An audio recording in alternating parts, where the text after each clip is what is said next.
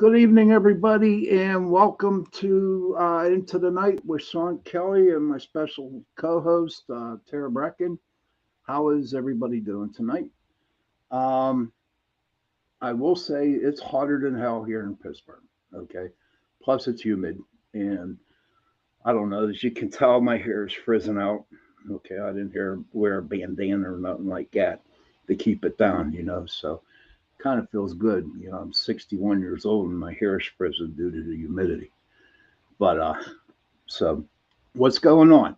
We are on UPRN Radio 105.3 New Orleans and 107.7 Mississippi. We are on the UPRN talk radio station. And also, believe it or not, we're on Roku too. So it's all good. So, talking about all this crap that's going on out there, you know, that's happening out there in the world. Okay. I'm not going to jump too much into it, but as I was sitting here waiting to come on the show, I was thinking, what if you went to George Washington's gravesite? Okay, just like any other good paranormal investigator would go to graveyards, and you put an EVP, a digital voice recorder, right next to his grave, and you ask him the question, George, how do you feel about what's going on in the world today? And who knows what he would come back and say, but I'll tell you what, it'd be like the best EVP in the world. George Washington coming back and saying, I didn't want this to happen back then, and then also not so much George Washington's some gravesite, Thomas Jefferson's, you know, people who signed, the Constitution, the Declaration of Independence and stuff like that. What do you think they would say? And people, if you care to leave a comment in the comment section, feel free to do so. If you have any questions, feel free to put them in the comment section, and we'll try to answer them to the best to our abilities. So, Tara, to you, Yes. if you were paranormal investigating, and you put that EVP and the K2 meter right next to George Washington's grave, do you think you would get an answer? Definitely. Okay. Um, Gary, hey Shawn, hey Gary, hi Shawn, just popping on to say hello. Can't stay, I got company tonight. That's okay, Gary. Go enjoy your company and just thank you Nice for, to in. yeah, thank you for stopping in. But what do you think?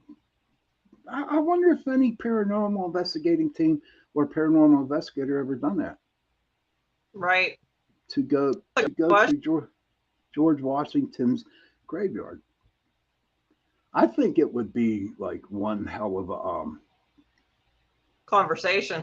conversation. Yeah, if he does answer, who knows if Yeah. he does or not. But I don't know. I was thinking about that when I was sitting here waiting for the show to happen, and I had some interesting thoughts in my head. But I'm not going to get into it now. But so I I think it would be pretty cool right now to find out where he's buried at in his cemetery, and then just go to the cemetery and do an EVP session and see what just comes up with it. But Yeah. but you know what? As the show goes on right now, there's a couple questions that I'd like to ask you, Tara. Sure. What literally got you into the paranormal investigating? My own experiences when I was young, and also the fact that I had some type of ability that I didn't know what it was for a long time. Okay. And honestly, it wasn't until I came to you that day at Giant Eagle and said, yeah, I'm an empath.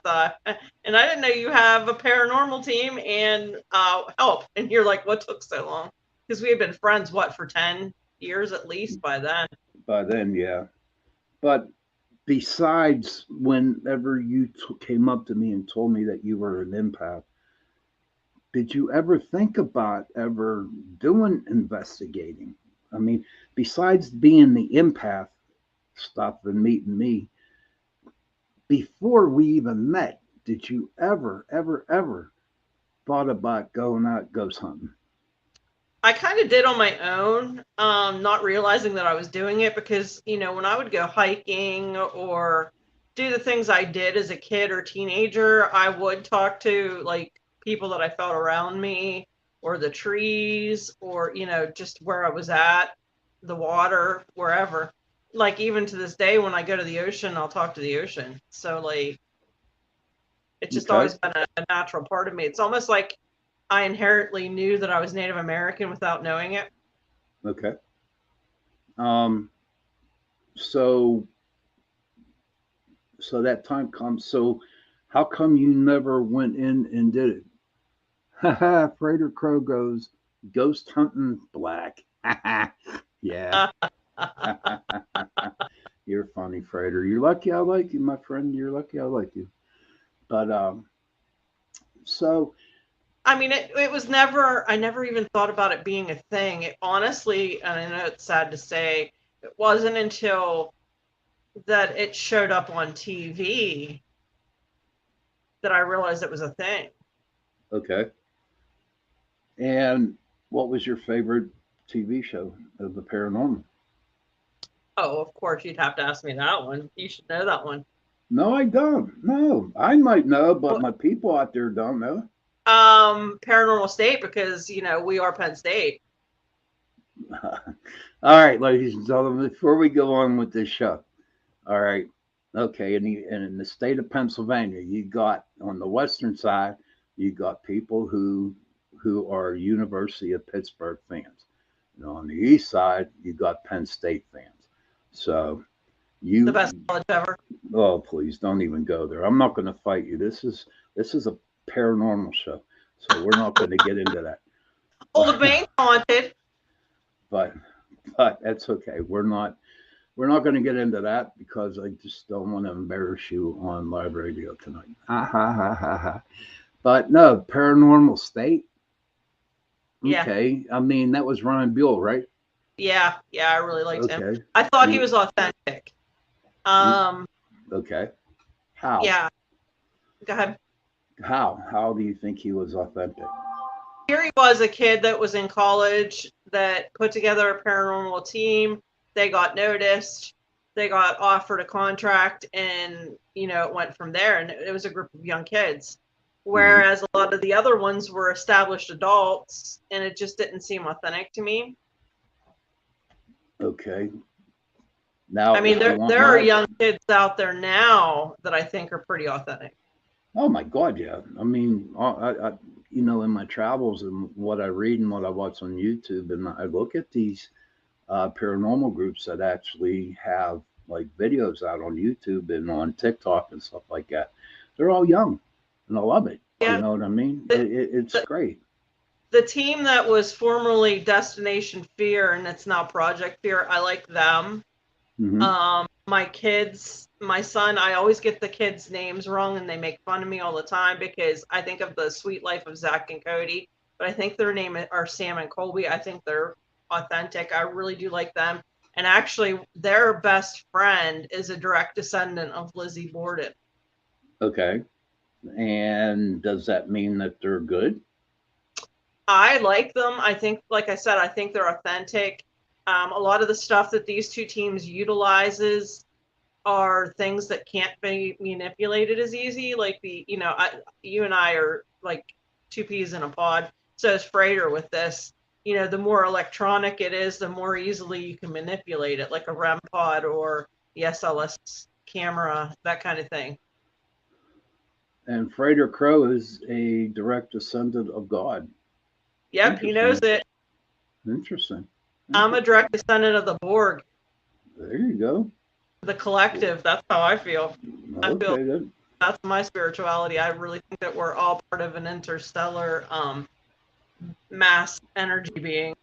Well, yeah. Okay, that's cool. And We're gonna have another show on that. Might have to bring Frater on again Oh, heck because yeah, I would have right Daniel with that too for right sure. now that's a little too confusing to me right now, where it's like 100 degrees out and really humid. So, but I look at Paranormal State, looked at Brian Yule Girl, whatever his name was, and after a while, he got an ego, Oh yeah. and it just seems like that most of the shows out there on TV today, not all, but the majority of them all have egos now, Money because talks, they're fame they're like talks. they're like look at me, I'm on TV, blah blah blah blah blah blah. I go to these places and I get paid and I don't do it for free. And it to me, I believe that the only good thing that the ghost TVs have done is actually brought out um, paranormal investigating, and I give all the credit to Taps. I really do, you Yeah, know, I like.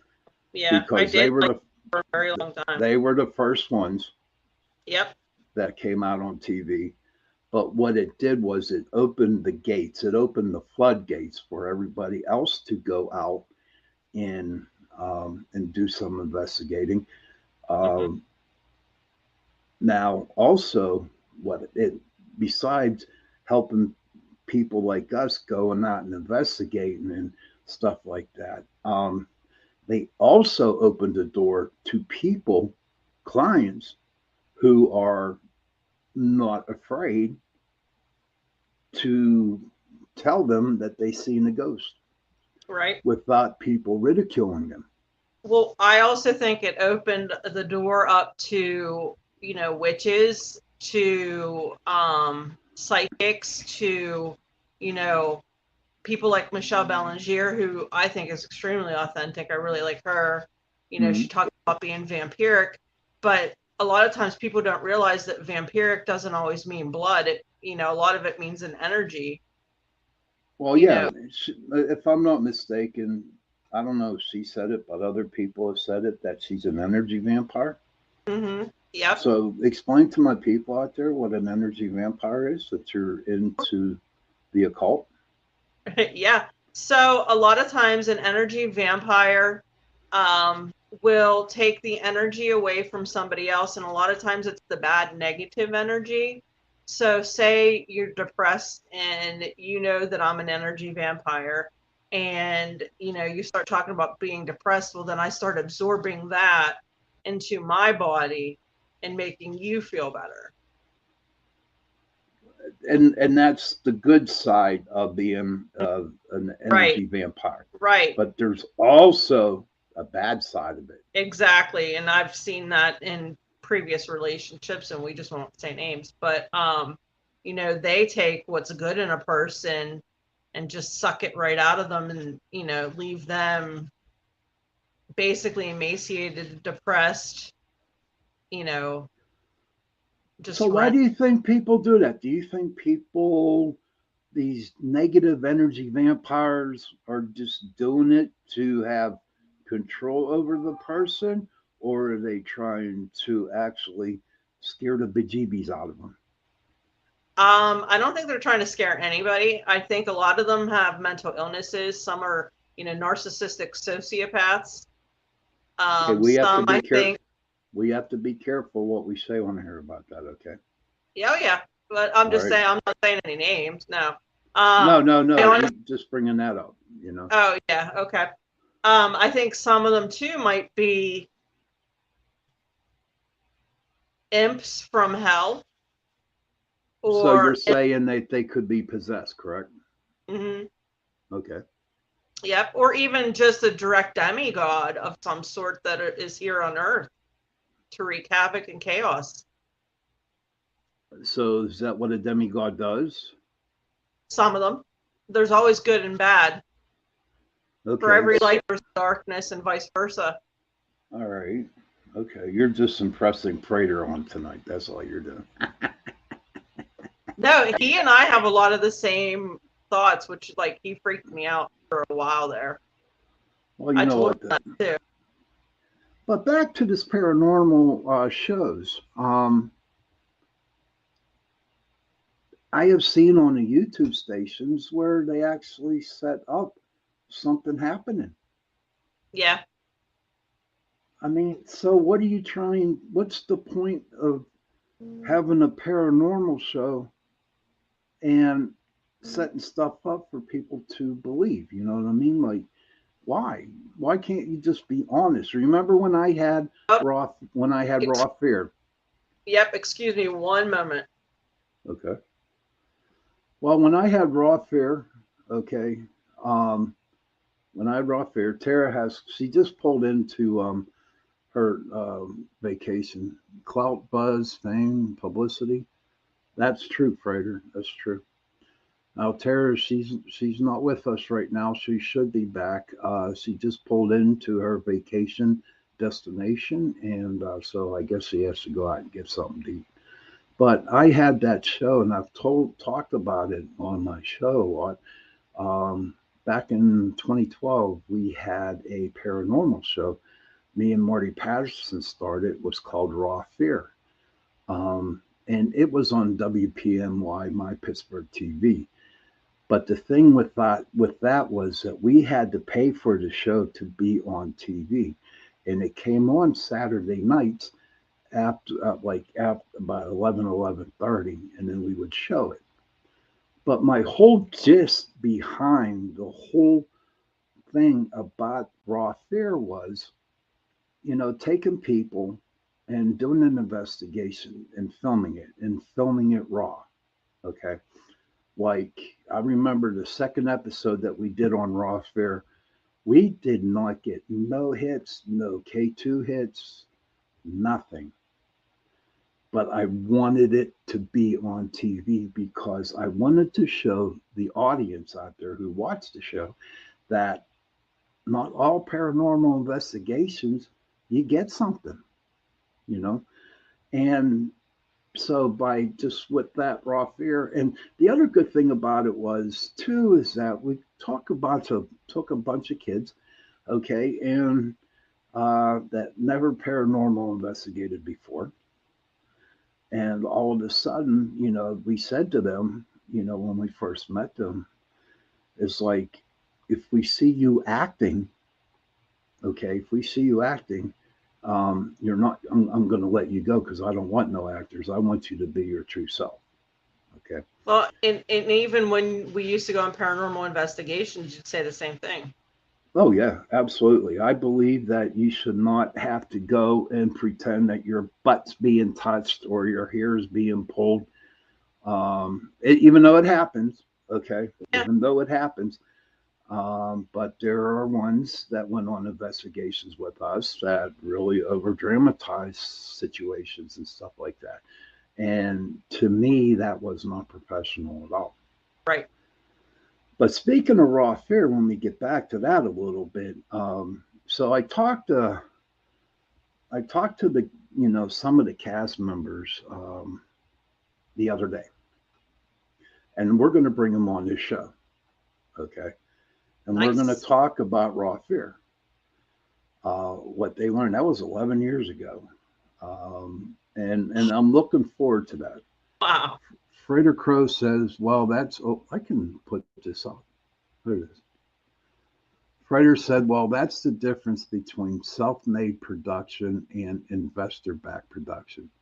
Right. Self-made can be authentic and do what they want, and if they want to show no evidence, that's okay. But investor-backed shows have to have clicks, shares, and views to make them back their money." Thank you, Greg. Thank you, Frater, for expressing that. Well, I and I I could see mean, that. and also, I mean, they tell you what you can and can't wear, what you can and can't say.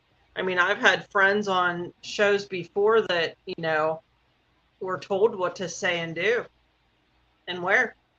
No, you're talking about me. I I'm not was on a saying TV names. show, everybody. You don't have to because I know you're I'm directing not that at saying me. But I mean, what like, happened? go ahead. Go ahead. Well, you were You're, asking about why they always showed the most interesting things. Well, a lot of times these people want to show more and more and more to seem authentic or to get more, jazz out of people. And I agree with like Frater saying that there's clicks, there's things behind it. I mean, if you don't show evidence, who's going to give you money? well, I can see that, but then again, okay, the way I look at it is, if you're really a really good investigator, Mm-hmm. and you have somebody telling you what to do and you don't like it, even though you're getting paid for it. Oh yeah, And I agree. I remember when I did that show, I was Yeah. only on for 5 minutes, and I was told by the Hollywood producer that produced that show, said to me, said, you have to say this, you have to do this, you can't do this, and you can't do that. And I said to her, but that's not how I play it. I call it as I see it. And she said, you have no choice in this. But I did what I was told, under very, I was mad when I did it, but you know what? Sure, Well, I I got money. remember. I got money for it. But it to me, it's just like, so I'm dealing with this Hollywood producer over there. And it's like, wait a minute. And then all of a sudden, two and two click together. You know what I mean? Yep. Um, and then I was on another show, but I wasn't an investigator. I wasn't a. I was a witness. Mm-hmm. Okay, I was a witness. I remember Uh, that because I called you up. You remember? I was freaked out that you were on there because I didn't even know. yeah, everybody was freaked out. And if anybody wants to know, it was on the Ghost Hunters episode, tabs, whenever they were at the Carnegie Library. So in Pittsburgh. So if anybody wants to look that up, it is the Ghost Hunter show from the Carnegie Library in Homestead, Pennsylvania. I was okay. That was Hold one on. of their first seasons. Frater says, I have been involved in Hollywood style production before as well, and they ignore the evidence and cut it from use to instead use dumb shit that had nothing to do with investigating. Like I said, it's all about buzz and bullshit, not the evidence and respect. So true, brother. So true. Yep. So out of your whole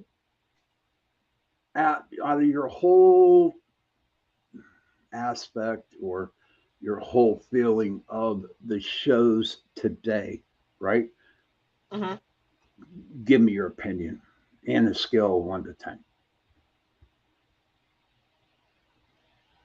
I wouldn't watch any of the ones on TV at all. Okay. Is it Um, because that you know more by going out and doing it yourself and then what you see on TV? that and the disrespect that they show each other, some of them. Um, some of them have seemed to have lost their authenticity. The older shows that I used to watch aren't. They're just not the same. Sometimes I question what it is that they're doing. Um, honestly, like I said, the two that I think are the most authentic based on the ideas of what paranormal was back in the day are Right. the ones I mentioned were, the former Destination Fear, it's now Project Fear, as well as the Sam and Colby.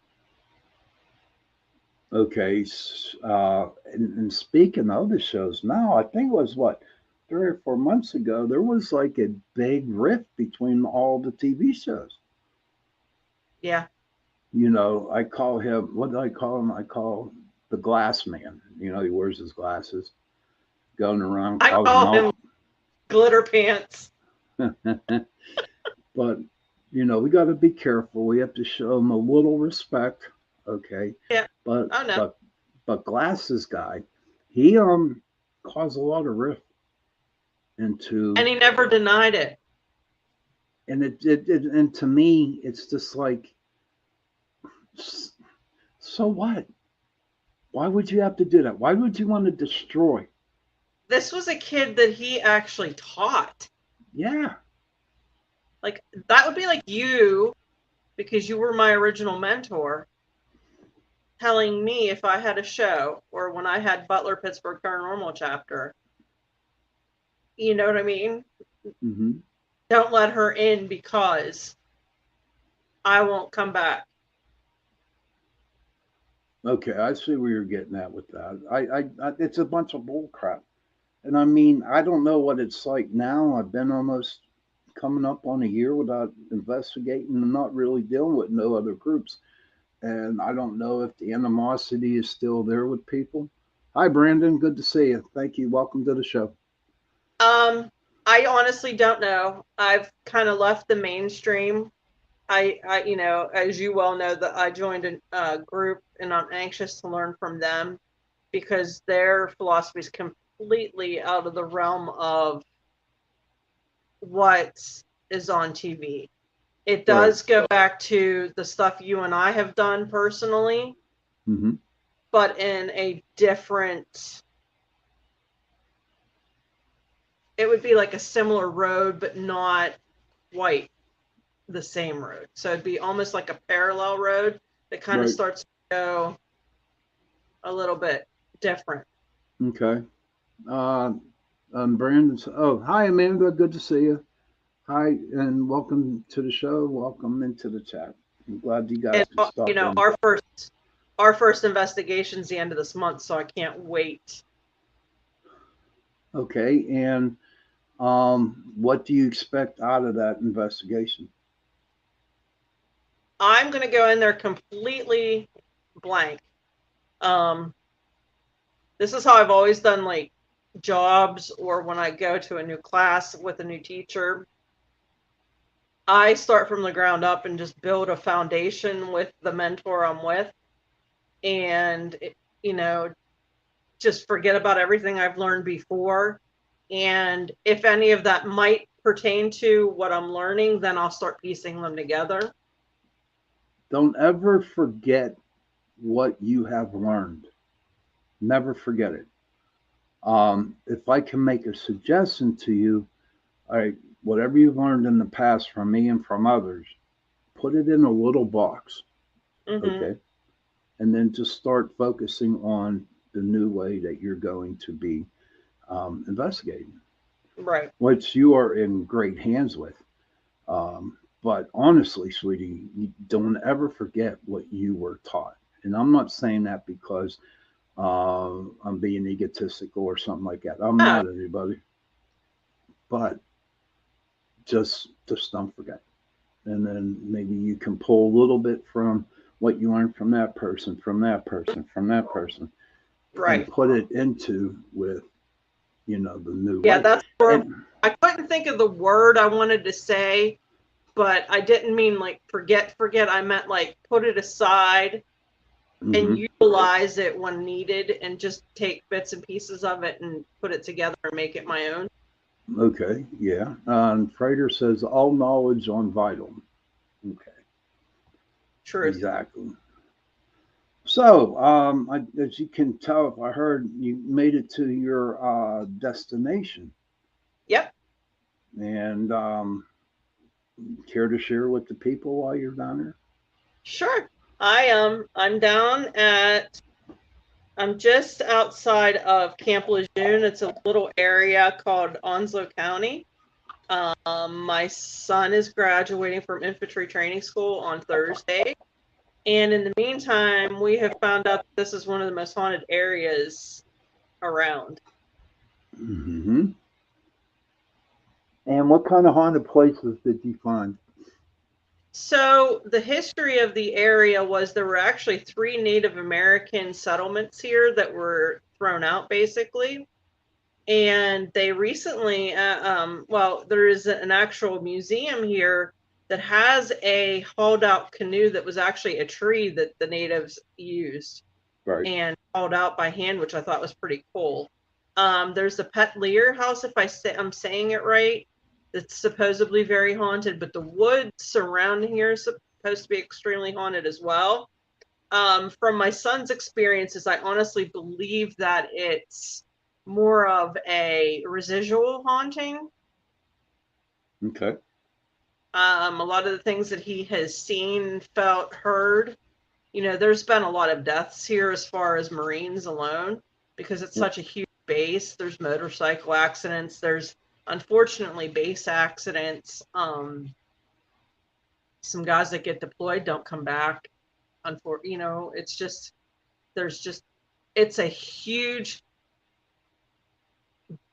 city within a city, if that makes sense. Lejeune takes up a massive amount of acreage. Right. I can't fathom it completely yet. Okay. That well, you know, we're talking about Onslow County as being one of the most haunted places down there in North Carolina, right? Mm-hmm.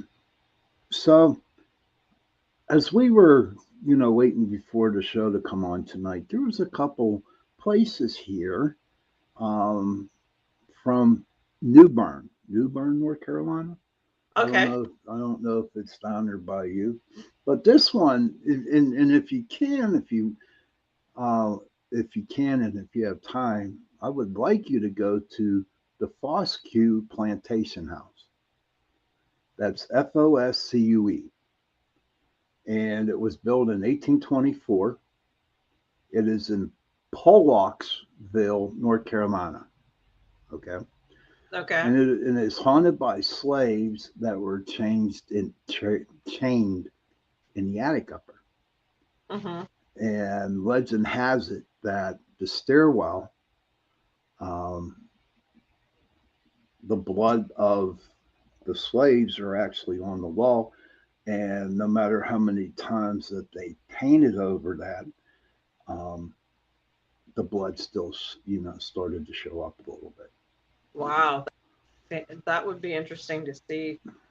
But you also got to remember too that besides, North Carolina, I do believe is in the Appalachian Mountains or like on the side of them. You know what I mean? And God only knows what's up there. Yeah, that's All exactly the where I actually want to eventually build my house. Asheville, North Carolina is right in the heart of the Appalachian Mountains. The Biltmore Estates there on top of that. Now Asheville's pretty cool. Now I went down there two or three times I like to prospect gold, as you could tell, right? Everybody knows almost. And there is a gold camp down there called Lucky Strike. Okay, and that's where Oh, they is that would, where that is? yeah, Huh. Okay. Lucky Strike. It's called. But what's crazy is they have this little bridge that you cross over into the parking lot, right? And it's a wooden bridge.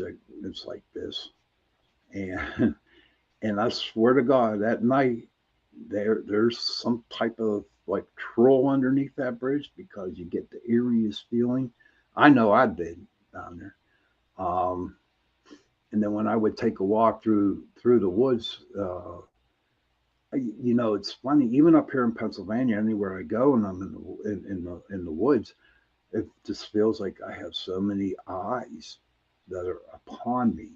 Okay, so I don't wander too far out in the woods because, ladies and gentlemen, I am a city person, and You are. I would rather stay at a hotel than go and camp in a tent, and that's me. And I'm the all opposite. Especially when we went to Lake Shawnee, dude. I was all happy to have my tent. Yeah, Sony was cool. Um, I forgot to mention today's a very special day. what is the special day today? Today is Miss Natasha's birthday.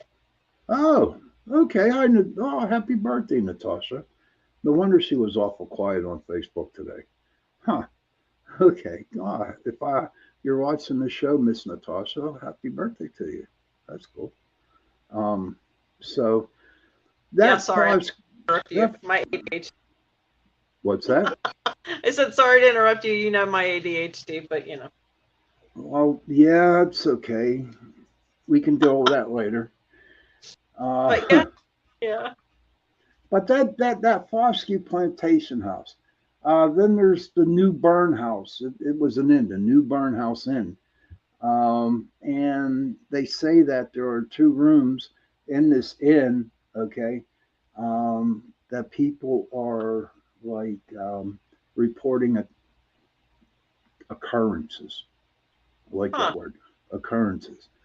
So there's so much down there, okay, that I would, you know, when I retire in 6 years, I'm going to go down there and hit all these places because, first of all, if anybody's living in North Carolina, I got to tell you, you guys are wonderful people down there. You guys are so nice, and you treat people with respect down there. So if anybody's from North Carolina down there, I highly commend you for just being nice, just like Pittsburgh people, how we're nice. And then there's it's called the Adamore House. It was built in 1790. It is reported to be haunted by a poltergeist stemming from the past owner or deaths from a smallpox epidemic. Oh wow. See, you need to go to these places. You're down there. You have to go. You know, John can just graduate. You know what I mean? How drop Ashland off there, and you go and you do these investigations, and you got to check this stuff out, Miss Tara. He'd go Seriously. AWOL and come with me. What's that? He'd probably want to go AWOL with and come with me. Yeah, that's true too. That's true. We don't want him to do that. But so I hope with you being down there in North Carolina, I don't know how long you're going to be, but if you can check out any of these houses or places, that would be like really cool if you could do that. Nice, nice. I'll check into it. It's kind of a packed week this week, but we'll check into it and see how close they are. Yeah, that would be pretty cool. But so have you have experienced any other paranormal situations going around you recently? Yes. Would you care to share? No. Only because it was a ritual and I keep that sacred. Oh, okay. Okay. Well, you're grinning from ear to ear. It must have been a good one, huh? I'm messing with. Yeah, it is. You're smiling. You know the deal. I found out a lot of stuff. Well, yeah, and It's a learning um, experience. but of course, but you can to me, if you do a ritual, and maybe if I'm wrong when I say this, and if I am, please tell me. But when you do a ritual and you finally do get the answers to what you are seeking, right? The question would be, can you handle the answers that you get? Or Well, would there be any type of doubt that you would have? the thing that most people have to realize is, and thanks to some of the mentors that I have, and they tell you that there's always a consequence. Period. That doesn't mean Consequence of what? with everything, not just ritual, not just anything witchy. There's a consequence to everything. Me talking to you, there's going to be a consequence. Is it going to Okay. be good? Is it going to be bad? Same thing with ritual. Is it going to be good? Is it going to be bad? Is it going to be gray? You have to be willing to accept the consequence, period. But we're human beings, And it's Oh yeah. not, I mean, it's like, okay, I do a ritual or I, and I got my answers through, we'll say meditation, and I don't like the answers. And with me being human, I'm going to have a hard time accepting that answer. Oh yeah. And I then you mean, you go, have to then you always. go through the doubt. Then you go through the Yeah. doubt, like, well, what questions like, why did I do this ritual? Why did they give me the answers? I wanted another answer, but they didn't give me that answer. And then you You've start, been through that with me before with myself. So I mean, but yeah. right. But what I'm saying is, then why do one? Sorry, my hair's a mess. Um, to me, it's part of who I am. It's part of my religion. It's part of me being authentic. It's my quest for knowledge. It's my not wanting to come back to Earth um, another time. It's, helping people learn through me. It's helping source grow, helping others grow. Right. Okay. Which I highly commend you for doing what you're doing. I got your back. Whatever you do, I got your back. Right. Right. But my question is to you is you get your answers, but you don't like the answers. Can you accept those answers? And please be honest. I have to. I mean, there's been times in my life where I've point blank asked somebody if they loved me still, and they said no. Did I want that answer? No. Okay, okay, okay, okay. But it's for the greater good of you, It's for the greater good, period.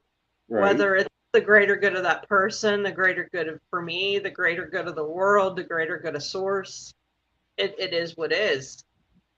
Now you have mentioned the source a couple times tonight. What's the source? The God of my understanding. Oh, okay. All right. That's cool. To put That's the it way I simple. look at it. Yeah. Mine's a loving and caring God as I understand him. It wasn't the one that I was raised with, and I'm not even going to get into the religion part of this stuff. No. But okay.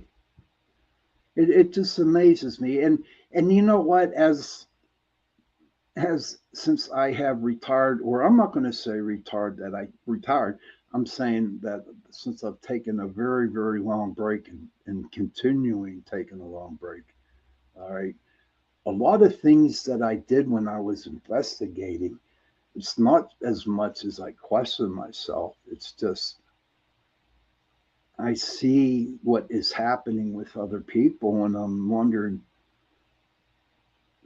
are they actually seeing what they're seeing?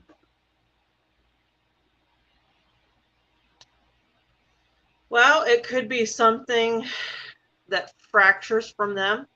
It could be something residual that is stuck somewhere. It could be something that they conjured that they didn't mean to.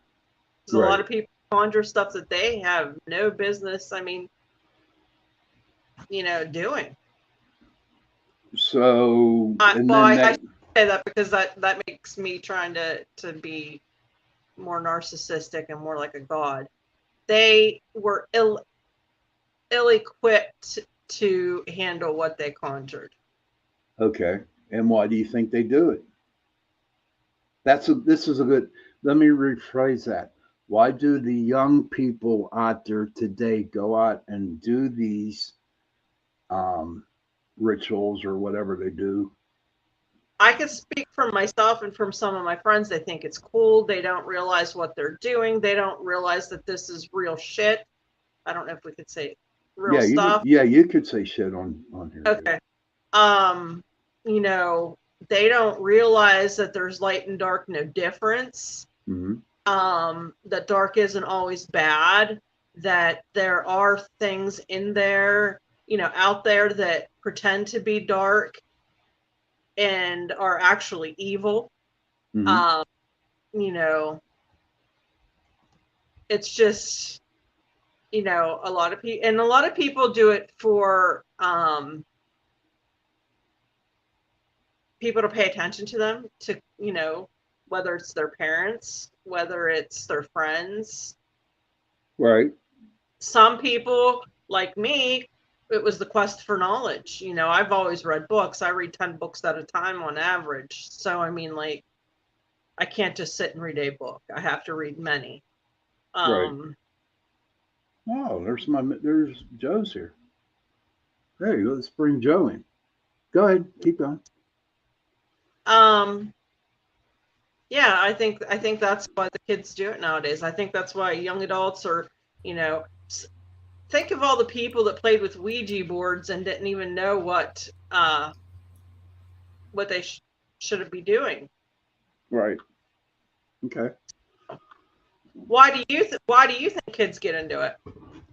I think it's just the fad going on, where people were, young adults, okay, Mm-hmm. they really can't fit into society, that they go out and they try this because, to be honest with you, uh, when I really started getting into ghost hunting, before then, I wasn't really anything a part of. I wasn't really part of anything. Do you know what I mean? Mm-hmm. Um, Right. but with starting even though I was 45, I think when I started, it was 2006. I'm not sure how old I was. But once when I started it, I felt like I belonged.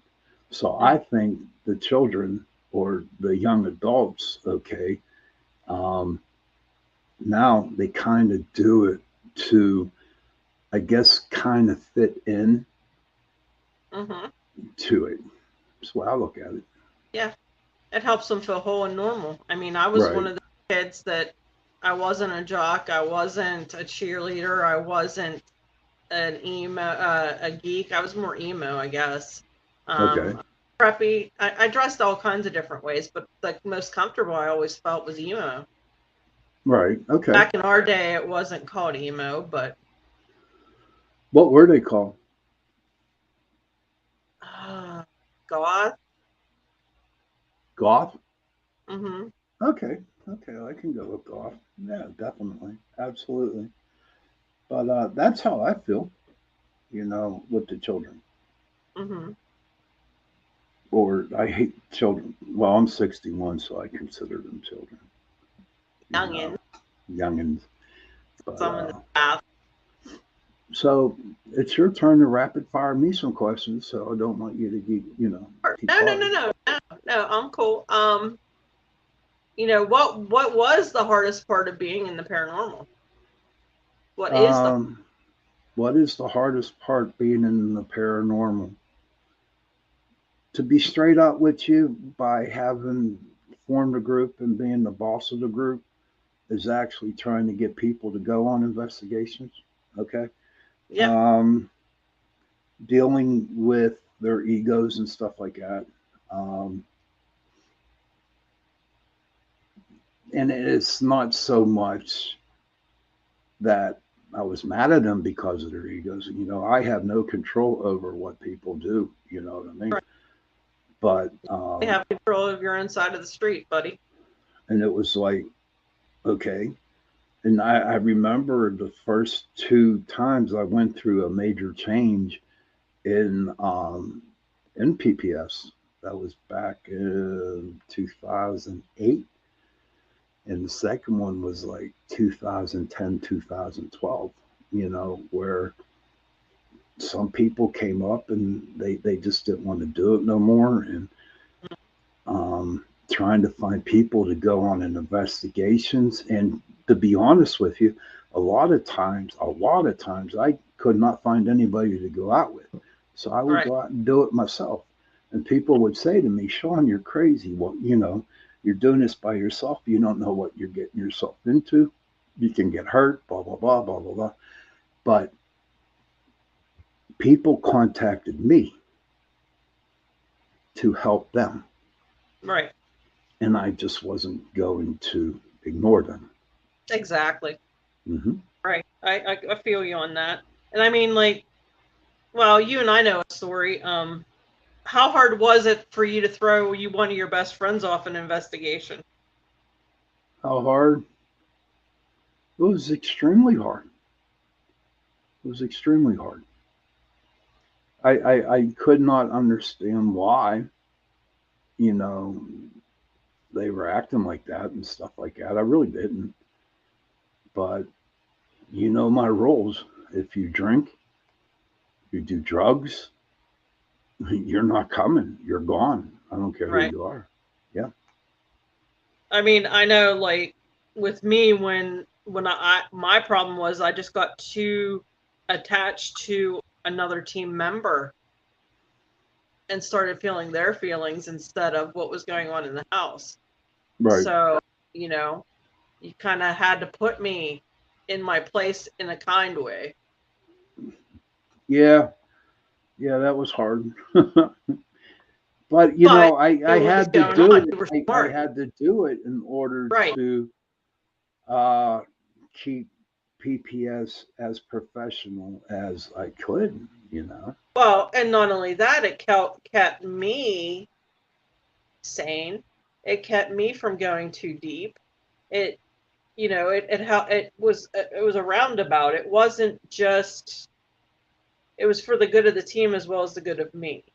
Right. Exactly. And that's how But I took it. You were, you were worried that it would be an issue, but I respected you for it, because if you right. could throw me out of an investigation, you could do what you needed to do anyway.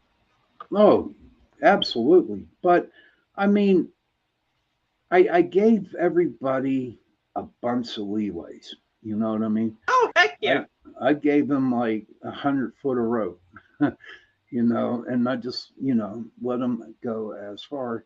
And it wasn't because I needed people to be in the group. I needed people to be part of the group. It's just I know maybe something happened. It wasn't right. Maybe they weren't thinking. They were, you know. So I gave them a lot of chances.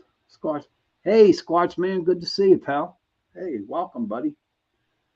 But But at the same time, if they were going to hurt themselves in any way, you yeah. had to act immediately, period. Oh, exactly, exactly. Um, and then if you acted like a fool on one of my investigations, you were definitely wrong. But Whether you did it on purpose or by accident, but yeah. what I will have to say about this is that, knock on wood, of all the years that I had Pittsburgh Paranormal Society, no one ever acted like that. So Right. that was pretty cool. But before we go on, um, I would like to thank Carnation for sponsoring the second hour of Into the Night with Shawn Kelly and my guest host, Tara. Thank you, Carnation. And they got some good stuff too. You know what I mean? They're pretty good with their brownies. I tried one of them Carnation brownies, and they're not bad. But I lived off their instant breakfasts in high school. yes, Carnation. Thank you again, Carnation. So, my dear, come back with the questions. Um, what was it like for you growing up paranormal? To Whether, be honest with you, I never realized. I I really mean, seriously don't remember growing up because of my yeah, accident that I had. but the thing is, you were still growing up in your 20s. Well, yeah. Well, whenever I was taking that antabuse, um, I was taking antabuse when I was in the Navy, and I had this in my system for over a year. Okay. Right. Then I got really um, I just got a message and it just threw me off. But what happened was I drank on this stuff and I died. Okay. And when I came back, I started to see things, hear things, and feel things that weren't there. And it really bothered the crap out of me for a long time. I figured I was going crazy. I figured that they were going to put me in that house. I talked to priests. I've talked to ministers. I talked to everybody that I can to understand, like, what the hell's going on with me? Why am I seeing this? Why am I hearing this? Why am I feeling this? And then, believe it or not, when I got out of the service in '85, I stayed in Florida, and I was living with a couple who were psychics. And then they kind of like explained to me what was going on about the That's gift. perfect. They explained to me what happened was when I actually died, my old spirit left, Right. okay, and a new one popped in. And when the new one popped in, it got my abilities a little bit higher, okay. Right. Um, Well, so, and if you think about it, with as long as you and I have been doing this, like I don't know what it's like to not have my abilities because I've pretty much had them my whole life, or I was just attuned to different things that most people weren't. But you know that I died pretty much. I almost died once, and I think I died another time, mhm, and it was right around it wasn't the same way you did. I had a pulmonary embolism, and then the first time I think I may have died, I had pneumonia. But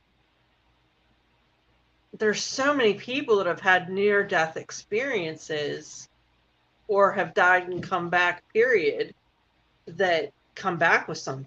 Why do you think that is? they come back with something. Mm-hmm. Oh yeah, and to me, it would be their guardian angel. It would be a high ranking angel, a high ranking spirit guide. Okay.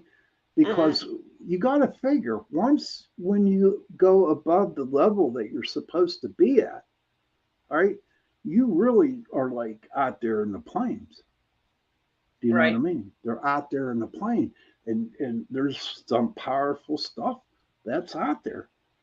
So I believe what happened to your friend or what happened to me was that's when your rule came in with me. And I Mm-hmm. believe so. Yeah, I mean, truly, what whoever came back with the person was their spirit.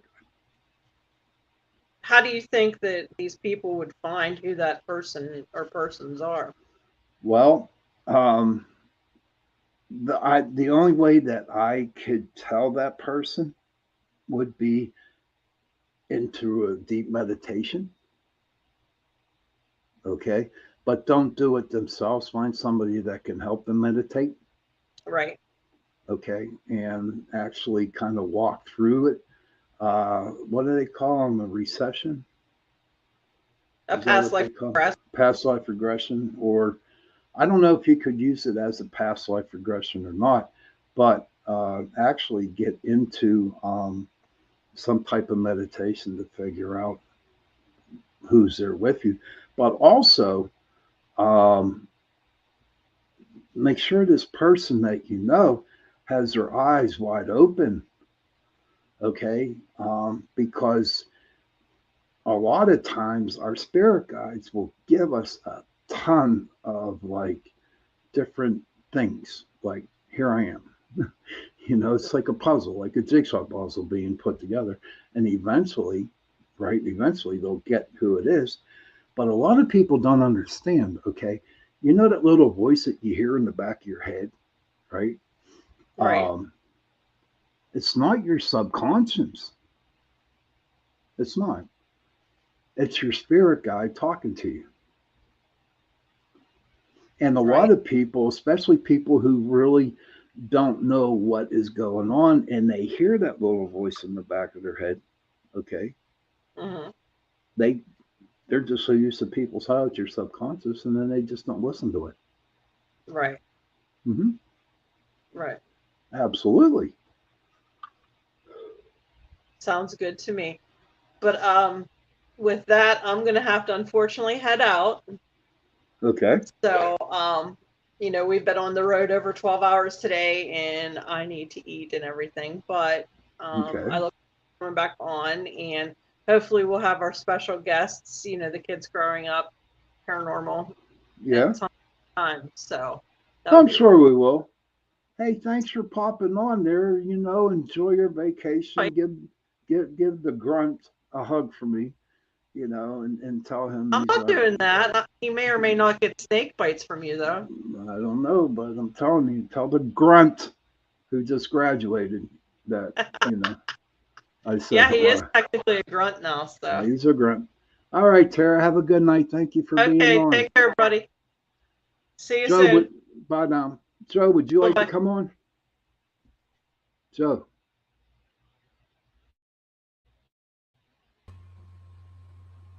would you like to come on? Joe. Oh, he's quiet. He's busy. All right. Okay. You want to come on? Well, I guess he's busy. But that was nice, for Tara to come on for the first hour, um, and talk about and ask some questions. Is there anybody out there in the comment section that has any questions that they would like to ask? Um, you missed it, John. Yeah, you missed it, buddy. Yeah, your mom had to sign off and uh, you know go get something to eat. That's all right. All you got to do is watch the replay. It'll be on. But so I guess being a paranormal investigator in my time, it seriously has changed a lot. A lot. You know, there's a lot more equipment out there. There's a lot more experienced, you know, investigators out there and people who are the techies out there. It just seems like every other month they're coming out with a new piece of equipment, you know. But it has changed a lot. It seriously has changed a lot, and I'm happy for it. John says, "When are you coming down to North Carolina for an investigation with me?" Ah, LOL. Hey, listen, like next year. It's too hot this year, but definitely next year. And then I'll take you gold prospecting, John. How's that sound? But it really is really changed a lot. And like I was telling Tara earlier, it is really really nice to see um, a lot of younger people being um, part of investigating and running their own groups. Oh, it kind of makes me feel good. It's like it's okay. Us old timers, we can actually retire. You know, or not go out and do as much as we used to do. But on a personal note with me, so I want to thank everybody out there for their prayers. So I got my second set of CT scan done on my lungs, and it's all good news. Okay, um, nothing has changed. Okay, the marks are still there, but they're not spreading, so everything seems to be okay with that. So thank you again for the prayers. I really truly appreciate it. Now I got to deal with this thing that's on my neck. And I get to talk to the doctor tomorrow, and we're going to see, what we need to do that. Thanks, Brian. Thanks, Brian. Brian's my cousin. Yeah, it is. Thank you. And if everybody out there, could you all please say a prayer for my cousin? She had an aneurysm, and she's in ICU. So if you could please do that.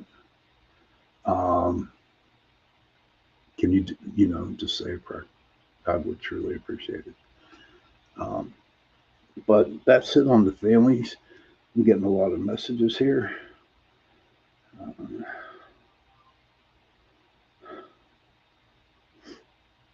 uh,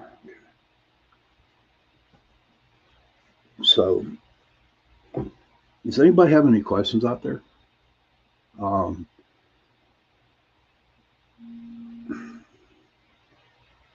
Anybody? Joe, do you want to come on? My boss is in there. So, okay. I'm dying here. No, I'm not dying. So back to paranormal. Things are going to be okay. I do believe that with what is happening now on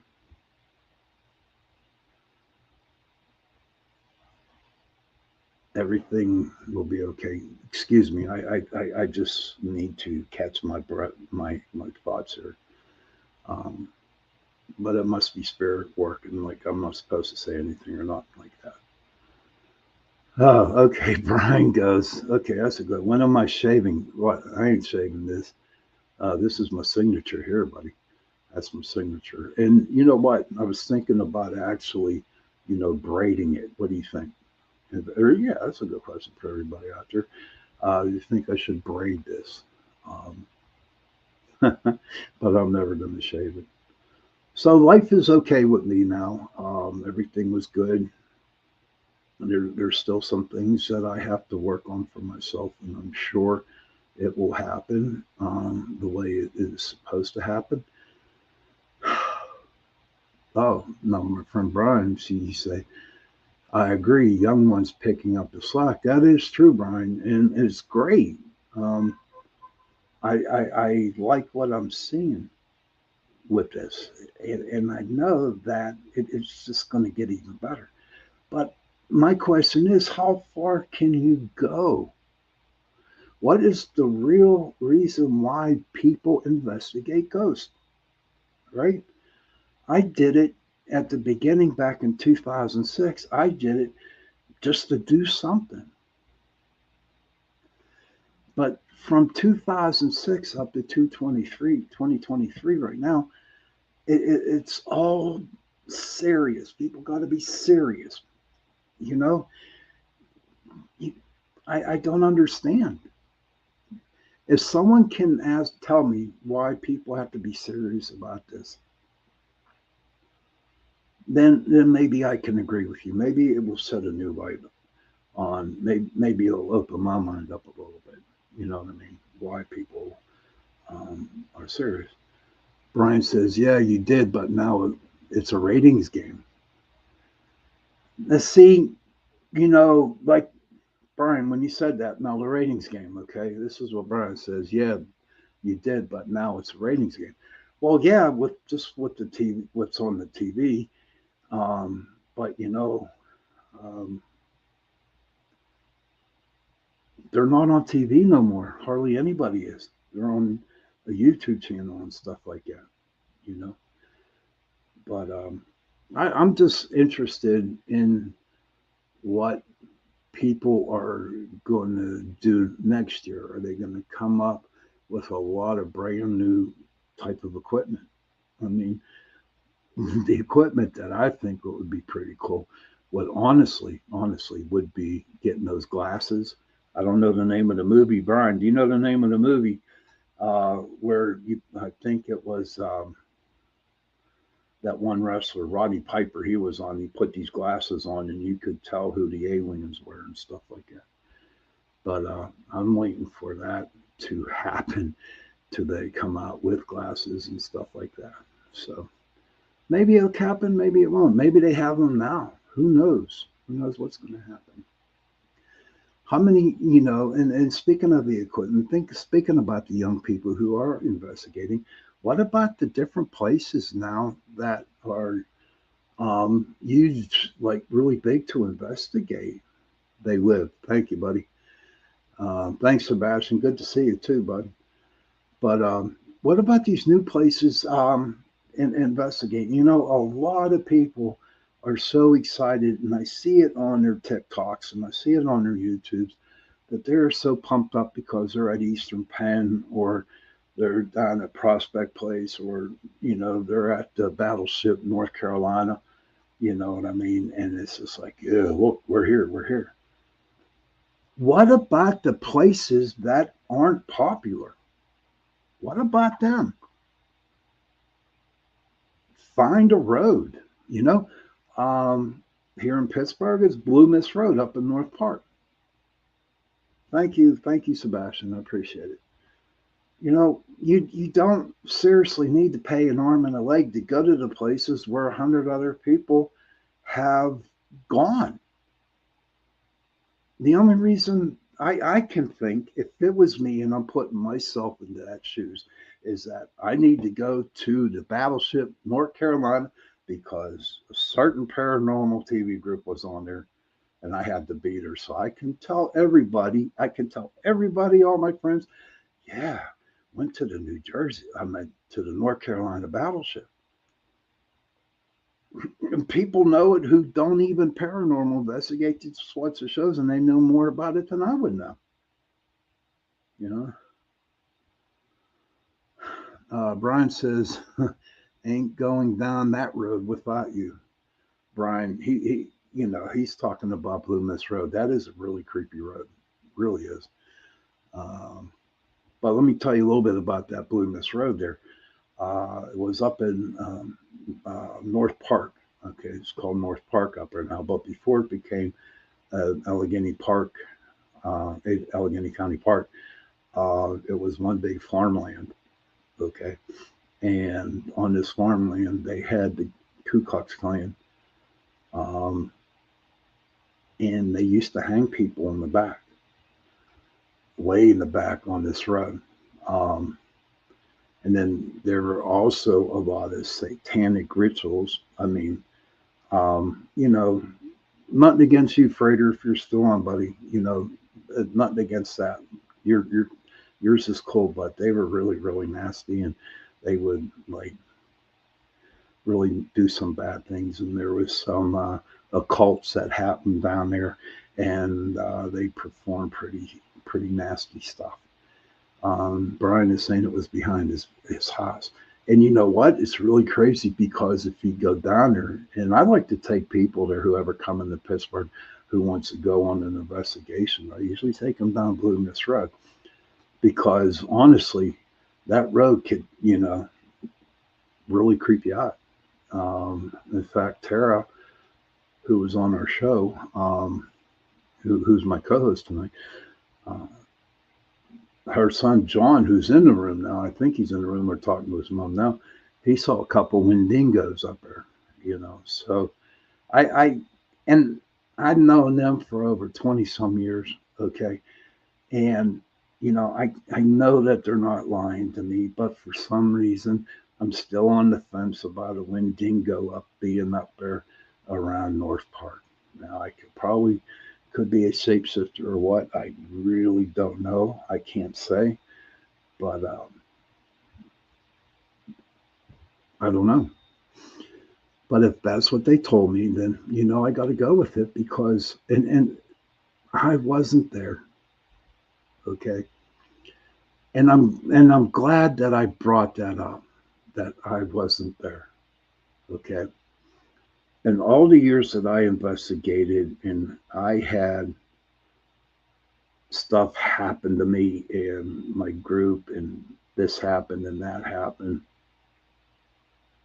and people, you try to, tell people what happened, and they're like, "Nah, you're full of shit, Shawn. You can't do that." Blah blah blah blah blah blah blah. And then I look at them and I'm like saying, you know what? You weren't there at that investigation when this happened to me or to my teammate, you know, people who investigated with me. So why would people want to automatically come up with a judgment on you and um, and not just accept the fact that this happened to you? Are we that rude? Are people that rude? Brian says, I'd be out smoking on the deck, and sounds I heard were crazy. Ah, yeah, there's a lot of coyotes up in that area, ton of them. But you know what? Getting back to why can't people just accept the fact that this happened to a person? Let me ask you all this, and this is true. This happened on an investigation. What if I came up and told you that we were at an investigation And we had this little little Chinese girl that was with us, and she was like 80 pounds soaking wet. And I turned around and I saw her actually get picked up and thrown. She was literally picked up and thrown. What would you people think? What do you think? Are you going to tell me no, that never happened because it's impossible to happen? Are you going to judge me and say you're so full of crap, Shawn, and it never did happen? And that's what really, really irked the crap out of me, is when people would tell me, bonjour, I'm back. Hey, bonjour, John. John's back. John, good to see you, buddy. You got to get more Marines on this channel here, buddy, and watch my show. That's what you need to do. That's Tara's son, John, who's a grunt now. He's the Navy's infantry. Just remember that, John. You're the Navy's infantry. But why do people have to be rude about it? You know, why do people have to be so mean? I mean, especially when you're first starting off, as you went on a couple investigations and you seriously got some cool evidence, but all of a sudden you want to show it to your friends and they laugh at you. And the first thing that comes out of their mouth is, oh, it's CGI. Do you know? John says, I'll try when I hit my unit lens depart. But do you know how bad that hurts a person? When they go out of their way and talking about investigating, all of a sudden they come back with a great piece of evidence, but you kind of like shun them, that you laugh at them. Let me ask you people this question. Let me ask you this. The people who make fun of the paranormal investigators. Let's just say, and I'm just going to use Brian as an example. Okay, he's my cousin, so I'll just use him. So Brian, okay, went out and he won the lottery and he had all this money. And I went up to him and I said, you're full of shit. You never did. That's fake. That's fake. But you're going around and it's like, show me the prize. Show me the money. Show me this. Show me that. But Brian, Brian said, oh no, I won that. I won that. I won. How would you think Brian would feel when I kept telling him and judging on him, saying that he didn't have it? That's, you just don't do that. You don't spoil people's 15 minutes thing. You don't do it. Because I'm going to tell you what's going to happen. There's going to be a time and there's going to be a place when you are going to get your 15-minute of fame and you're going to want to broadcast it to the whole world. And people start laughing at you. They start laughing at you and they don't believe you. I can guarantee it. I will bet the house that I live in right now, it would kill you. It would destroy you. So never judge anybody. Don't judge on what people want to show you. If you possibility can, add some constructive criticism. And maybe, things will be a little better. Now, John wrote something really big here, and I got to figure it out. Okay. John, this is the Marine, the newly Marine. He said, my platoon sergeant asked me what I did before the Corps. And I told him I was a paranormal investigator, and they called me the Ghostbuster. And there's one night in the field where there was this god-awful screaming like a banshee. And guess who all came running to me asking questions? That's my man. That's John. You tell the Marines, gosh, I'm going to be happy when we go. All the Marines are just scared of a little banshee yelling, I'm knocking you, John. That's cool that they can come up and talk to them. You know, I've known John since he was a child, and really, and so it was cool. Uh, he's a good investigator, very good investigator. So, what do you think? What do you think you can do about it? Just be nice to the person. Be nice. It don't hurt to be nice. Don't be jealous of the person who goes and get that, because I've seen a lot of people being ruined because people made fun of them because they went ghost hunting. I've seen it. And it really messes with their minds. And it don't have to be ghost hunting. It could be you walking down the street, or, you don't like the clothes that that person's wearing. You have no right to go to that person and tell them, go home and change your clothes. Reason being is because I don't like them. And now the person you told is going to have a complex now, and then they're not going to wear their stuff no more, because already in their mind they're saying, okay, people aren't going to like it, or I don't look good in it. The hell with what people say to you. I was the one, and I'll tell you, and I'll be the first one to say it. I was one of them. It bothered me. I wanted everybody to like me.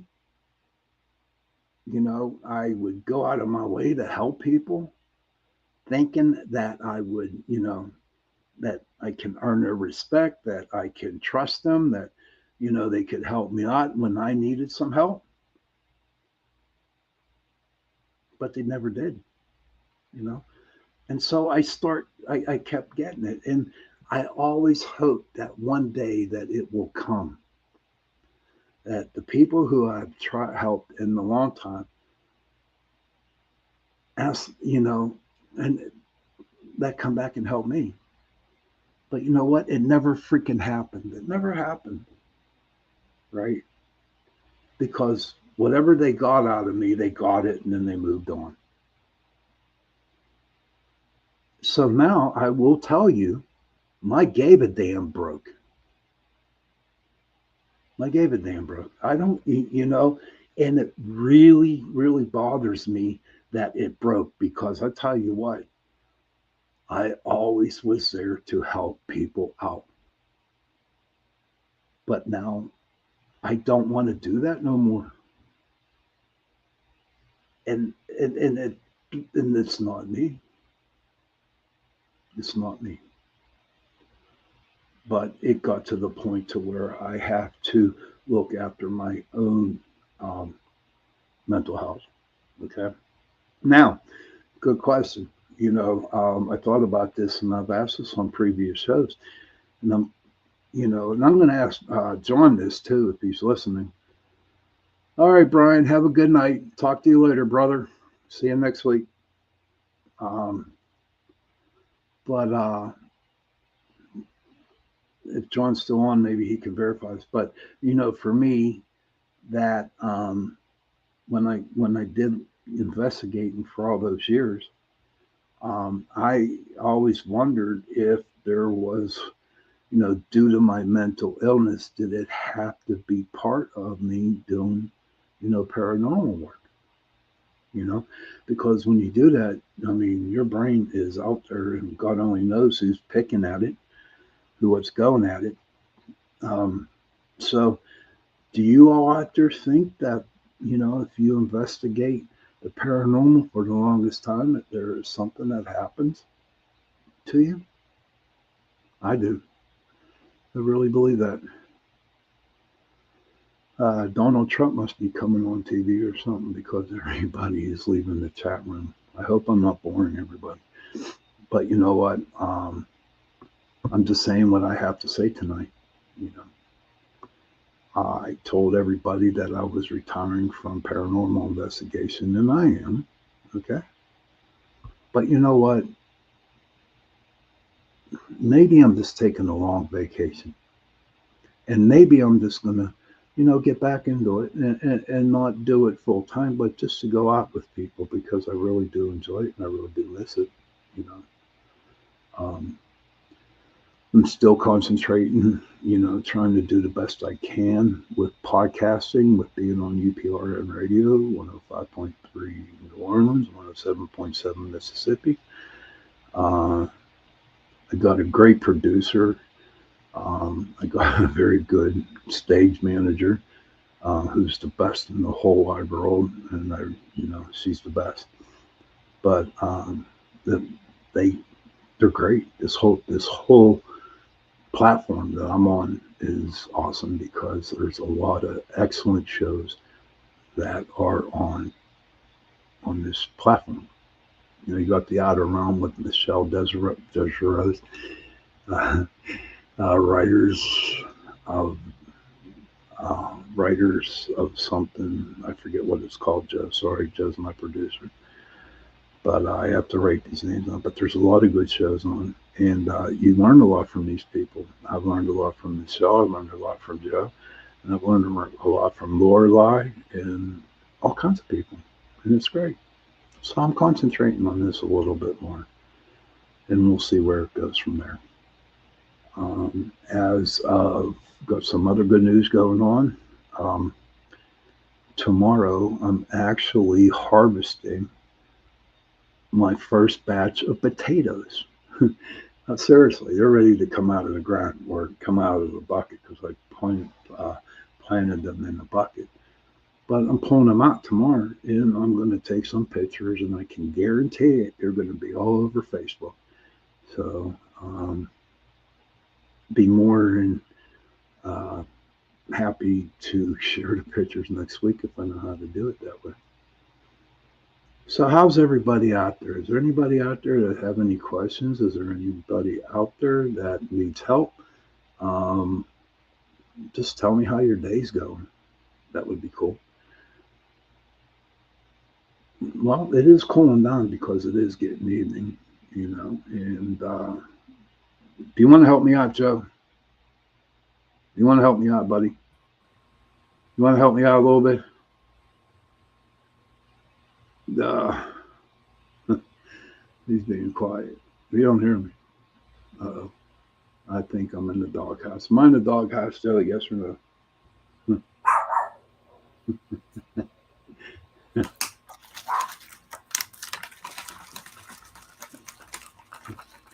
All right, I'll let you go, Joe.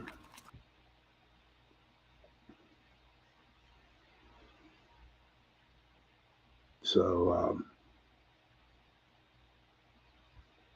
things are going to be okay.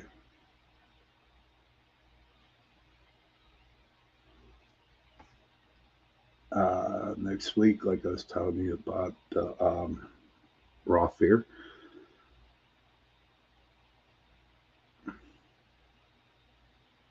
the show I did back in 2012. I'm sorry, I'm getting my thoughts here together. Okay. But the show that I produced and filmed, Raw Fear, I'm going to have the people on who are part of the show. And I'm going to have that in a couple weeks or so. And I'm going to set a date, and it's going to be a very good show. I think I'm also going to, I think if I can do it, I can actually play one of the episodes on here, like before or after the show, or the second hour of the show, whatever. But all in all, it's going to be good because, talk about them. When I first got a hold of them, okay, I we put an ad in Craigslist, I guess you want to call it, looking for actors. And what was great about it is that the people that we have got, um, they never investigated before, you know. And so what we did was we took the 8 of them and brought them together, And my goal at the time was, there's a couple goals that I had. The first goal was, actually film investigations and putting them on TV without um, you know, a producer telling us what to do and not what to do. Okay. And that was the first thing. The second thing was, I was really hoping that these eight people that we had, right? Um, how far would they have grown through 13 weeks of paranormal investigations? And you know what? They came out to be very, very good paranormal investigations. The show, was doing pretty good. Um, and we had a lot of fun doing it.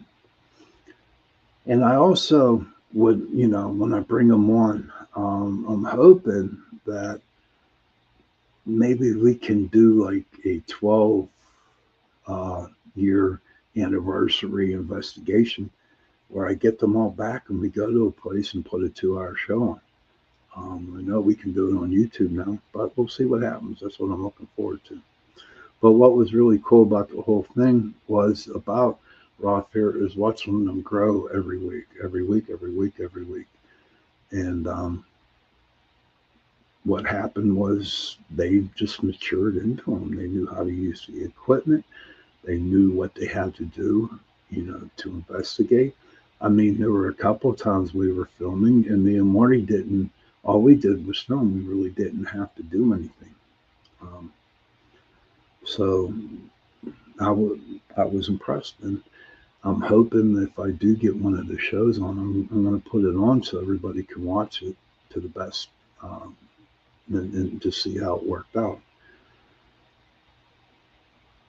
How was everybody's 4th of July? You know, mine was great. We sat back, and we watched fireworks, ate a lot, tried a new grill, it worked. But it was crazy though. It was a crazy 4th of July.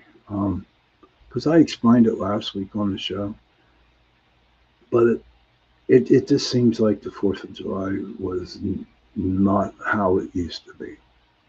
It was kind of like the doll thing, Dull. It just didn't feel right. Fireworks were good. In fact, I was impressed with the fireworks because um, they were like a half hour, and that's very unusual. And but no accidents, no one got hurt, and now we got to wait 300 and what 60 360 days ago, and we can do this all over again. But if you're interested in as you know, and you guys who have been following me forever, I jump from different place to different place. And so I'm going to jump, like, if you like, I talk about the 4th of July, then I talk about Raw Fair, and I'm going to talk about people who actually want to become a paranormal investigator. What I highly recommend that you do is at the place that you are living, don't go out and do it on your own. Go out and find a group that that knows what they're doing, preferably a very well established group, and just ask them to go along.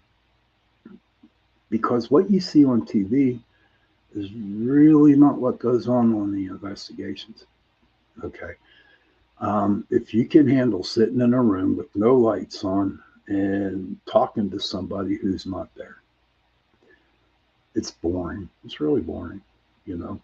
I mean, you're all hip, you're all gun ho and ready to go in there and set your equipment up, and then boom, you're sitting down in a dark room asking questions. Hopefully, you get some response. But if you really, really are up to that, find somebody to go along, or find a group to go with and have them help you out. Um, there's a lot of good paranormal groups here on the internet, on Facebook. Um, watch some of their YouTube channels. Go, on TikTok too. There's a lot of paranormal groups out there that actually have their own um, pages. that they actually go out and they film, their investigations. So, go check them out. Go check out the different YouTubes, TikToks, whatever, and see how they operate their system. And if you can really do it, do it. I am not discouraged anybody from not investigating, but it's okay. I mean, you don't have to go out and my piece of advice to you, whoever's going out for the first time, just go out and don't ask questions or ask questions, whatever, because you don't know nothing. You don't know a damn thing. Because, like I said before, what you see on TV is totally different than the real life. But ask questions and just sit back and observe. You know, it's okay to ask a question and form your opinion, but I would highly recommend that you don't do that right away, especially on the first night. And please do not go in knowing that you know what you're doing, because they're going to laugh at you and they will never ask you back again. That is like the biggest thing that I could tell you what to do. In groups out there, don't just settle on your own group. Try to go out there and get other people to help out, right? To help them, somebody wants help them, share your experience with them, share on how you investigate. Because I tell you what, it might have seemed that the investigations have gone down some, but actually they're actually picking back up again. So it is pretty good. We'll see what has to happen here. I got about 12 more minutes to go here. So is anybody out there in the chat room that would like to mention something or say anything? Feel free to write it in. We can talk a little bit more. So now let's see. We went from raw fear to investigate. Oh, okay. I'll bring this stuff up. All right. So when I started the investigating, what the biggest rush for me was, the big rush, was working up to the day of the investigating. Okay. Waking up like the day of and getting all my equipment together, doing a plan, driving out there, getting dressed, driving out. Hopefully everybody's there. And then when the investigation starts, that was my time. That's when I got excited, before the investigation. And then after the investigation or during the investigation, that's when, the thrill settled down. Now, there's a lot of people that their thrill is after the show, after the investigation, wherever they go home and they just don't even go to sleep and they look at all their pictures or their videos or listen to their EVPs, but mine was just, the effect was going to the investigation. That's where I was at with that. What I'm going to do right now is I'm going to pull out a card. I started doing that again. And, in this card, it's from the medicine cards. It's an animal medicine card deck. And with the medicine cards, okay, you also got to remember that even though we have angels that surround us, we have spirit guides that are around us, we also have the animal spirit guides with us too. Okay, so what I'm going to do is I'm going to pull a card, right? I'm going to pull a card, and what I want you guys to do is Google this card, and it will tell you why this card was pulled for you, okay?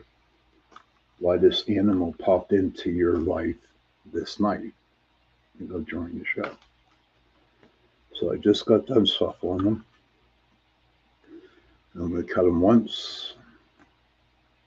I'm going to cut them twice. Okay.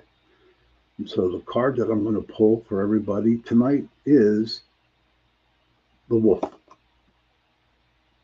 Ooh, there we go. The wolf. Okay. So I would like everybody to Google, the wolf as an animal totem, and and just read it, and maybe you can, somehow the wolf is part of your daily walkthroughs through life. Maybe it's your protector. Maybe there's a reason why the wolf. All you got to do is just read it out, and then you can make your own judgment on the situation. I love working with the medicine cards, the animal medicine cards, because to me, even though people consider them tarot, I don't really don't. I respect people who do the tarot readings. Okay, I respect them. But that's not my cup of tea. Okay, I'd rather work with the animals because I have noticed that when I worked at psychic fairs, okay, that a lot of the people, especially that were new to get readings, would rather come see me because they feel a little bit more safer because there's not all that stuff, all those big spreads out there, and so that's why I like the medicine. I just feel more at ease with it, you know. When it comes down to the pendulums, okay, again, I need to tell everybody that I do respect the people who use the pendulums to get, their answers. But personally, me, I have a problem with it, and this is just my problem with it is that you can actually easily manipulate them. Okay, and that's the same way with the dowsing rods too. Um, the dowsing rods you can manipulate too. So I don't really like using the pendulum, or do I like using dowsing rods on investigations? Because to me, it just doesn't give a true reading because you can actually mentally move those things. If you really seriously want a pendulum to work, okay, um, what you would do is you get a pole and you hang it in the middle of the room and don't touch it, and then start asking questions to see if it moves.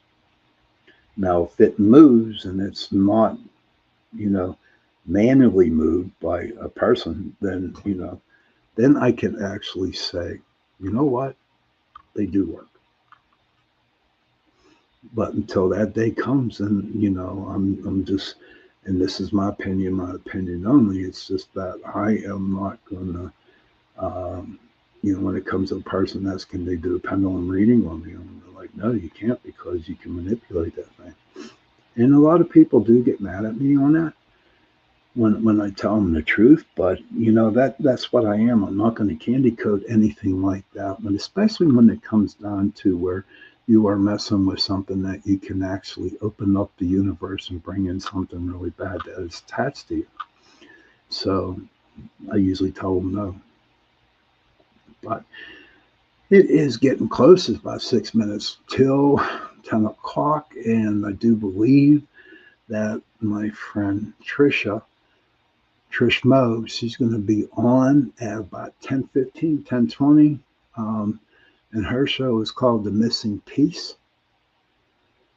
And she's also on UPRN Talk Radio 105.3 New Orleans, 107.7 Mississippi. And she's a very good host. She has a 2-hour show, and it's very good. She has a lot of good content to bring to you guys. Okay, a lot of good content, and just stick around and listen to her show. And tomorrow, Wednesday, you got Joe's show, and I think Michelle's show, The Outer Realms, on tomorrow.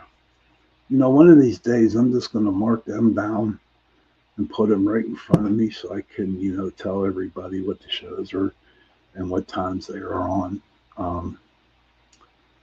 But hopefully next week we can have another guest. Tara will be on again with me next week, and who knows what we're going to talk about. Maybe we just like sit around and just talk to talk, see what happens. Everybody, thank you for coming in tonight. I hope you enjoyed the show. Brian, Shawn, Sebastian, everybody out there, thank you for participating in the chat, and everybody out there in the world who had time to sit down and listen to me talk tonight, listen to me and Tara tonight. I hope you enjoyed the show. Please keep coming back. This is the third week for the Into the Night, and with the new time, and we just need it to work. So please, share this with your friends, your Facebook people, anybody that you can, so we can get a lot more people to listen to the show. And if anybody is out there, okay, who owns a business, thank you, Sebastian. God bless you too. Is anybody out there who owns a business and, who would like, to sponsor us? Like, we have Carnation that sponsors the second hour of our show. If you want to sponsor the first hour of our show, send me a message in the Pittsburgh Paranormal Society Facebook page, and give me a message, and we'll go from there. And we'll see. We'll make a deal, and your name will be definitely getting out there. Because we're worldwide. And ain't that great? We're definitely worldwide. All right, everybody. I want you to have a good night. And children, please, go to your parents. Give them a hug. And tell them that you love them. And parents, please go to your children. And give nobody no damn hug. That's it. About time you got your ass on this show. Damn stinking hug. It's on like a big dog, man. All right, let me finish this show off, Joseph, and I'll be right with you. No, actually, I'm teasing. No, people, I won't hug everybody. Okay. Joseph, I had to come in real quick to showing something because I didn't catch him earlier. So, real quick, and then you can go back to what you were saying. On the video clips, you got 5 clips. You got to start at the start of the show and the end of the show that you got to play every week now. What? You know what I'm talking about? So you go find where it says video clips on the right side over there, and you're gonna scroll down to where the end of the video clips are. You're gonna see UPRN jingle. You're gonna see a bunch of WFOTFs. That's commercials, and then you're gonna see 1, 2, 3, 4 podcast award things. So the way it works is here. Let me show you right quick. You are listening to UPRN, United Public Radio Network, coming to you live on 105.3 right up to 107.7 FM from the beautiful city of New Orleans. UPRNtalkradio.com. That one plays, and then any one of these 4 WFTFs can play. There's 2 of them in British accents and 2 of them are in American accents. These are sponsors to the network. Here, let me show you right quick. Looking for stories that are fresh and new? Dark fantasy, humor, space exploration, time travel, cyberpunk, alternate history, and more. They're in the L. Ron Hubbard Presents Writers of the Future anthology from 24 award-winning authors and illustrators, plus art and writing tips and bonus stories. L. Ron Hubbard Presents Writers of the Future. Buy your copy at galaxypress.com, Amazon, or wherever books are sold. They're an official advertiser on the network these days, so they have to be played. The jingle and that one has to be played at the beginning of the show, along with 2 of these. which are or the podcast awards, and at the end of the show, the two players at the bottom have to play again along with the top 2 jingles. Okay. You can play all the jingles. I don't actually care. You can play all 4 of them if you want, but it's so hold on. Let me let people All know. right, everybody. It's time for you to get out and nominate your favorite podcasts. There's an amazing show I want you to consider for the People's Choice Podcast Awards. The Outer Realm in the category of Best Female Hosted Podcast.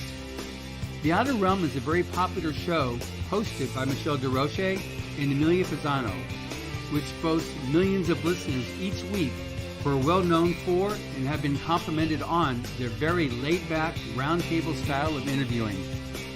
Together, this dynamic duo brings you the best of the best with guests from around the world who are well-versed within their respective fields of ufology, paranormal, esoteric, and other areas of high strangeness, and more. So go to podcastawards.com to nominate The Outer Realm in the category Best Female Hosted Podcast. That's podcastawards.com. And please take... All right, everybody, it's time for you to get out and nominate your favorite podcast. Yes, it is that time of year again. There's a show I want you to consider for the People's Choice Podcast Awards. UFO Undercover in the category of entertainment. UFO Undercover brings you some of the most revealing and current research that is being done with respect to alien abductions and contact. Host Joe Montaldo has been an abduction researcher for over 35 years and is uniquely qualified to bring you live interviews with some of the most well-known... For a second, that guy is handsome. I know. All right, everybody, it's time for you to get out and nominate. That's funny. What the hell you got around your neck? That's my handsome light decorations. Let me close this out and I'll talk to you, dude. Yeah, gonna close that real quick. All right. Do I have to play any more of these things? Not right now, but I'll explain the rest of it when we get off the air. All right. So everybody out there, thank you for joining the show. Me and Terry will see you next week. Have a good night and stay safe and sweet. Good night. Good night, sweet time. Don't let the Hold on a second. Shawn exit.